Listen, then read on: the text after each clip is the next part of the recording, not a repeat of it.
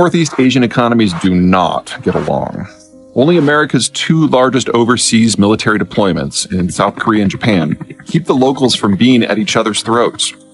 Only the threat of American naval power prevents the Chinese from trying something cute. Whether because of local historical anger and angst or American departure, in the world unfolding, there will be no way on earth the East Asians are capable of the sort of productive cooperation necessary to enable broad-spectrum, multimodal, integrated, and peaceful manufacturing supply chains. The Northeast Asians are politically, strategically, and culturally incapable of the degree of trust required to form their own version of NAFTA, much less the kind of joint decision-making that defines the European Union. There's the demographic angle. In calendar year 2019, China suffered the greatest decline in its birth rate on record. Sad to say, it was expected.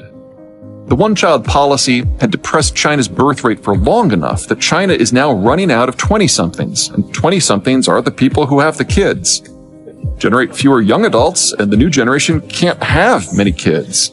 Cram them all into urban condos, and even those who can have kids don't want to. Data from 2020 indicated an even greater drop. Instinct credits the drop to coronavirus, but it takes 9 months to generate a baby.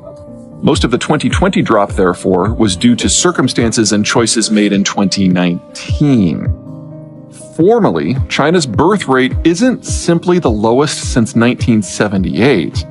Birth rates in Shanghai and Beijing, China's largest cities, are now the lowest in the world. We are still waiting for finalized 2021 data, but anecdotals from throughout China are beyond horrid for the dominant Han population. They are even worse for the non-Han. Say what you will about Mao, but his version of communism had a bit of a soft spot for China's many minorities and allowed them exemptions to one child. In this context, soft spot means did not systematically wipe them all out. But Maoist communism is long dead, replaced by a steely neo-fascist ultranationalism.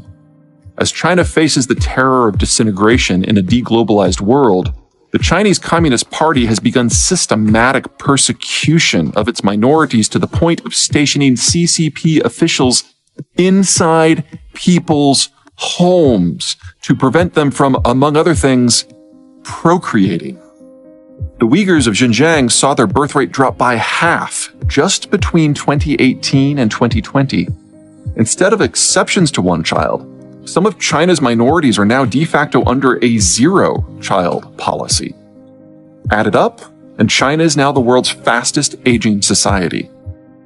The demographic situations elsewhere in East Asia aren't quite so graphic, but that's not to say they are much better. Japan is already the world's oldest demography and was the fastest aging one until China took up that mantle in 2020. Korea's baby bust started 20 years after Japan's, but has progressed faster. Taiwan and Thailand are roughly a decade behind Korea. Even populous Indonesia and Vietnam, with roughly 400 million people between them, have been bitten by the urbanization bug. Neither is close to that no-return point, but their demographic structure in 2021 looks remarkably similar to China's in the 1980s. Rapid aging strikes the Asians with a triple bind. First, aging workforces may typically be more productive, but they are also more expensive. China's low-skilled labor supply peaked in the early 2000s. The end result is as clear as it is unavoidable: higher labor costs.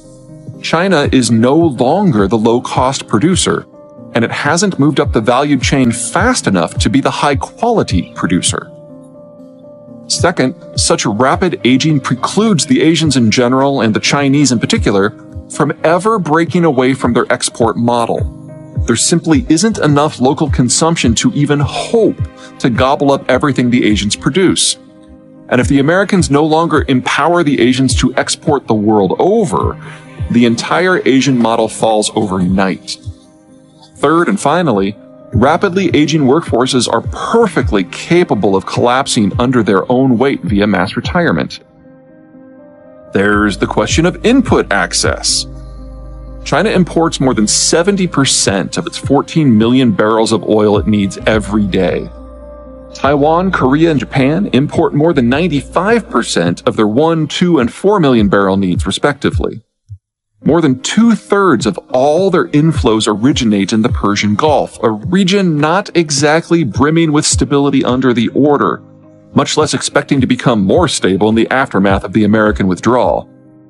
China is the biggest importer of every industrial commodity, with the Japanese and Koreans reliably showing up in the top 5.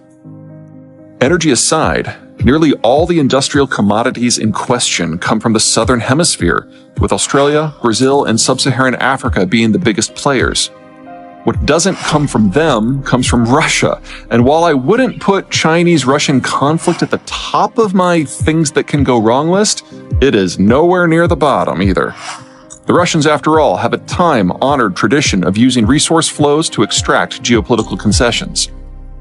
Perhaps the biggest problem for the Chinese will be the Japanese. China's navy is coastal and near coastal, with only about 10% of its surface combatants capable of sailing more than 1,000 miles from shore. Very few can sail more than 2,000 miles. China has no real allies except maybe North Korea, so projecting power anywhere is a hilarious impossibility. Japan, in contrast, has a navy fully capable of sailing and fighting a continent or two away. Should push come to shove, the Japanese can simply dispatch a small task force past Singapore into the Indian Ocean and shut down Chinese resource inflows, and with them, shut down China remotely. There's an economies of scale angle. The secret sauce of the Asian manufacturing model is the region's highly variant labor markets, combined with the American-provided and subsidized security environment and global trade network. Demographic collapse is upending the former, while the American withdrawal is ending the latter. Anything that drives up costs or increases security concerns reduces the capacity of the East Asians to mount a joint effort in the world of manufacturing. Lose what makes Asia special, and there is no reason at all for Asia to continue being the global hub in that most differentiated of manufacturing markets, electronics and computing. There's a supply chain angle.